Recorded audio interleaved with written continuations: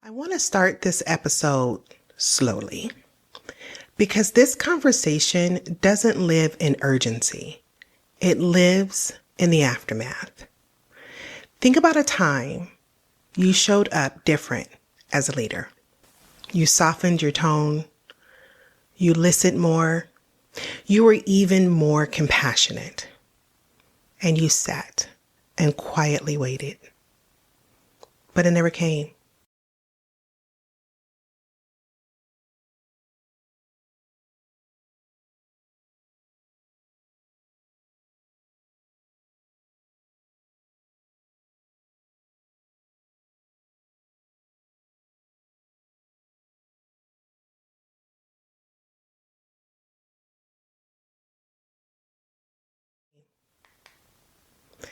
At the end of last episode, I asked a question leaders often don't say out loud because it makes them uncomfortable. I asked a question that lives right here in this moment, not in the leadership books, not in performance metrics, but in the quiet moments leaders don't talk about. What do you do when compassion has returned, but trust did not walk through the door? And if you're honest, that question doesn't come from leaders who don't care. It comes from leaders who finally slowed down, started listening, became more human, and expected something to change. But nothing did. Because what no one tells leaders is that compassion isn't an automatic reset button. And showing up better doesn't mean your team is ready to believe you yet. Compassion repairs the emotions, but trust repairs the memory. Teams don't forget patterns just because your tone has changed. Hi, if we haven't met yet, my name is Antrea Dowd. I am a leadership and organizational development professional, an educator, leadership coach, and a student of human behavior. I have spent decades in healthcare, education, and leadership development, working with teams when things are going well, and more importantly, working with them when trust has been damaged. This is purpose, presence, people. Because leadership isn't just about what you do. It's about who you are when it matters most. Today's conversation isn't about becoming a better person. It's about becoming a credible leader after the rupture. We're going to get uncomfortable and do some self-reflection. And if you've ever taken a workshop by me before, you know my favorite thing to say is I need you to get comfortable with being uncomfortable. That's where revelation happens. And so for all those leaders who are doing the work and wondering why the room still feels guarded, stay tuned and let's talk about why. I'm Antrea Dowd, leadership strategist, speaker, and former director of patient experience with a foundation in leadership and organizational development. I've spent my career helping leaders show up with presence, communicate with intention, and drive results through people, not pressure. This podcast is about leadership that's practical, human, and impactful. Let's begin. So let's start with the operational cost. And I say that because most leaders think that cost is emotional. I'm sorry, it's actually operational. Teams with low trust don't leave immediately. And this is why they cause the damage, because what they do is they disengage first. They stop reporting problems. They stop catching errors early. They stop caring beyond their job description. And silence, that is the most expensive piece to the organization, far more than turnover will ever cost you. This is the way silence shows up in work. It's the reworks, the missed handoffs, the avoidable conversations, slower throughput, higher burnout, higher absenteeism, safety events, that could have been prevented. Low trust rarely shows up on our dashboards, but it will always show up in our outcomes. So if you've ever sat back and said, I don't understand why everything feels harder than it should, well, congratulations. You're looking at the cost of mistrust. Here's the part of the leadership conversation that people skip. This moment when you're trying and nothing changes. This is where good leaders get discouraged. And unfortunately, bad leadership patterns slowly return. Compassion is emotional climate. Trust is the operational performance. Teams don't experience leaders in moments. They experience your leadership by the patterns of your behavior. So compassion makes people feel heard, but trust, that's what makes people feel safe enough to act. So when trust is missing, again, teams don't fail loudly. You're not going to see it immediately. It's just going to slowly happen over time, right? You don't believe me? Think about this. Take a moment and think about the last time that your team could have said something sooner. That silence that they gave you wasn't apathy. It was risk calculation. You see, they disengage cognitively. And so they stop thinking ahead for you. Your team doesn't sit back and ask, are they kind today? Is today a good day to approach? They ask, is it safe enough to rely on the behavior that they see? You see, consistency is key here. One empathetic conversation does not cancel 12 months of unpredictability. Believe me, I've checked. I've done the math. Math ain't mathin'. Your team doesn't doubt your compassion. What they doubt is your durability. Think about a leader who hurt your trust. What made you skeptical when they suddenly became nicer? When they showed up differently, what did you watch for? I can tell you what I watched for. I was watching for their tone. I was watching to see how their behavior would be when things got tough again. That hesitation that you and I felt, that is not resistance. That's self-protection. Because when compassion shows up late to the party, teams don't automatically go, oh, compassion is here. I feel real. I feel relief now. We can all take a chill pill and get calm. What happens is they feel cautious.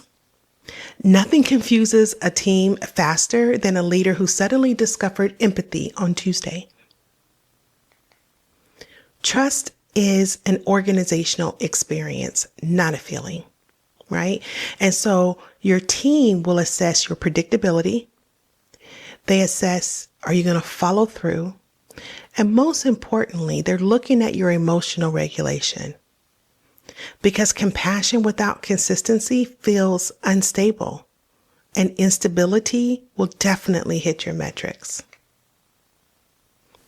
From an organizational development perspective, trust isn't restored when leaders feel remorse.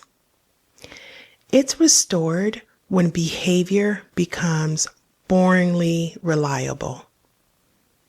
Your intent will lead to the impact, will lead to a pattern, will create safety, and you will finally get your trust. Because let me explain to you how the way it works. Leaders assume intent equals impact. Teams, however, evaluate safety, not sincerity. When trust is lost in an organization, you end up with a wait and see culture. I'm going to wait for that person to say something, or I'm going to wait to see what happens when that person says something. And meanwhile, nothing is getting done, right? Your team wants you to be consistent in your behavior. Nothing makes a team more nervous than a leader who suddenly read one article and found their feelings, and now they're good. When I teach this in my leadership class, this is where the room gets really quiet, because this is where they realize trust isn't rebuilt with just better words, right? It's rebuilt with boring consistency. You're not going to be able to KPI your way out of this. Now, settle in, because this is where it gets uncomfortable. Remember what I said? I need you to get comfortable with being uncomfortable. Here's the blind spot that almost every well-intended leader has. You ready? You healed first. Just that simple. Leaders heal faster than teams. You know why?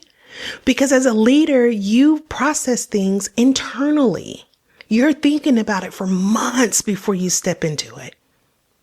Teams process externally. And unfortunately, the timeline is never aligned. See, you've had months of that self-reflection, those inner conversations to get to this point where you can show up with compassion. But your team has had weeks of observing that behavior.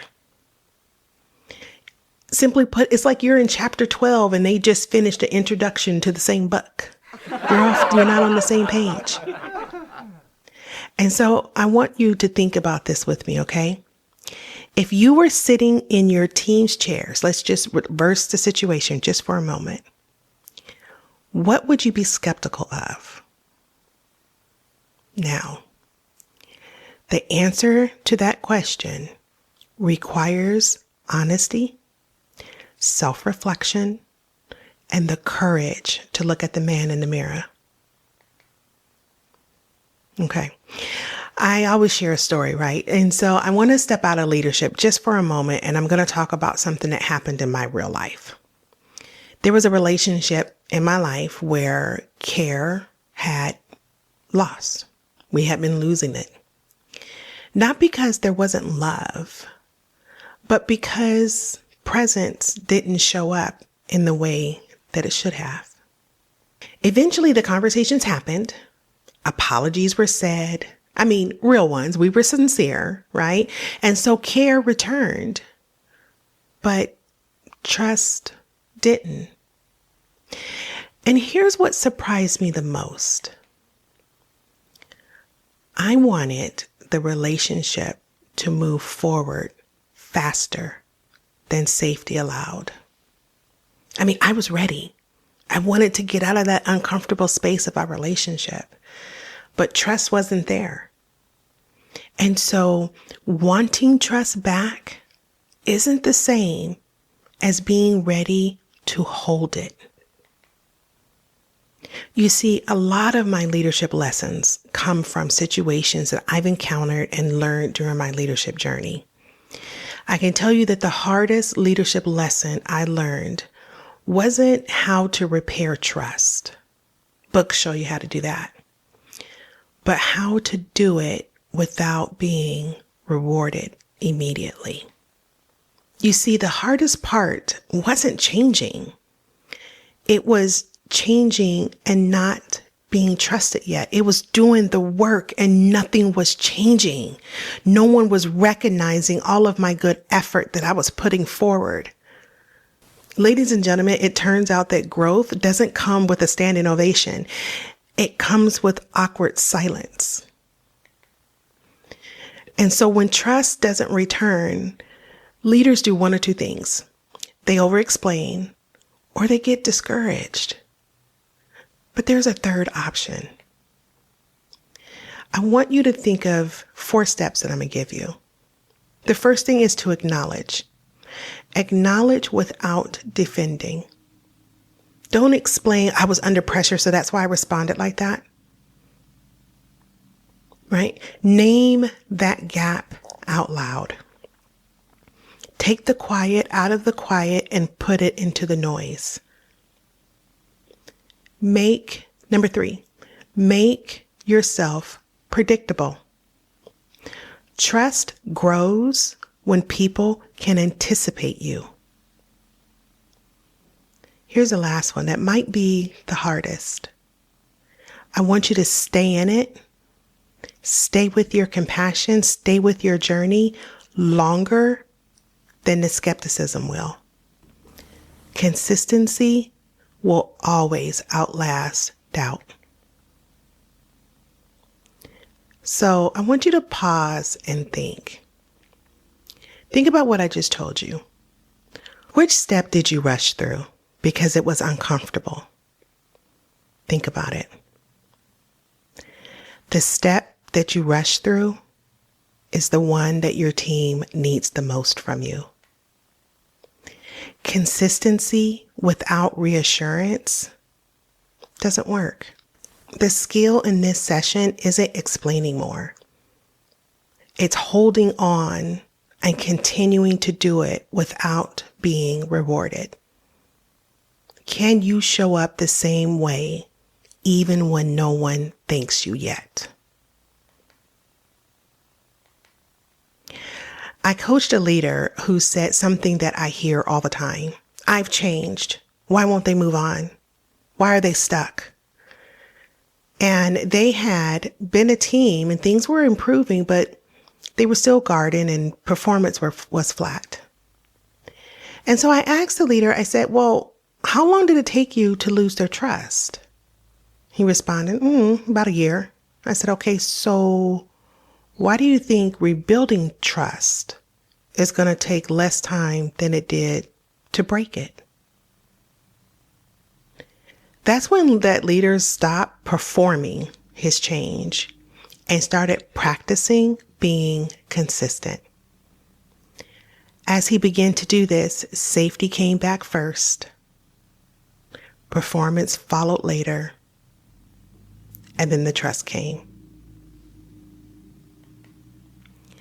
However, I will warn you, as you begin this journey, your teams will test you. They're not doing it on purpose. They do it unconsciously because they're looking for a relapse. You have to remember, they are still remembering how it felt to be unheard, how it felt to be ignored, right? One moment of clarity for you doesn't erase 10 patterns for them. Your team, they're not punishing you. They're just checking to see if it's safe to believe again. So you can't reclaim trust. You have to hold it. Let me leave you with this.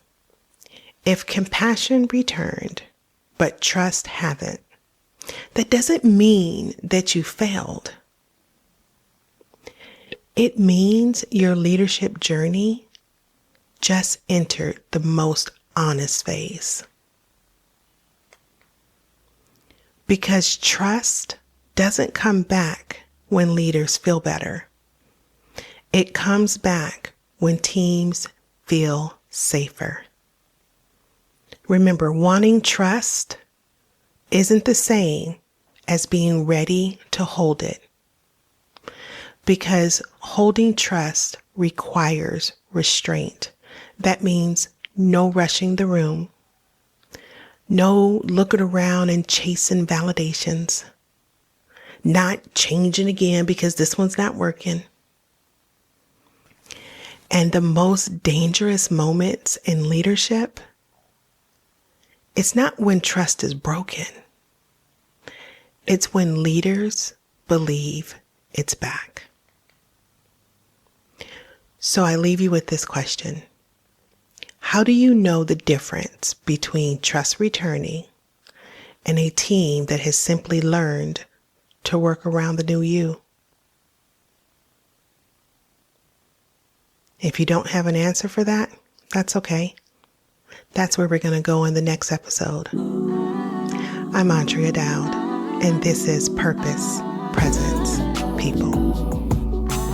Leadership lives in the moments that matter most. How you listen, respond, and lead under pressure.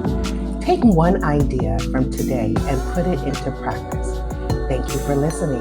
And remember, lead with intention, and I'll see you next time.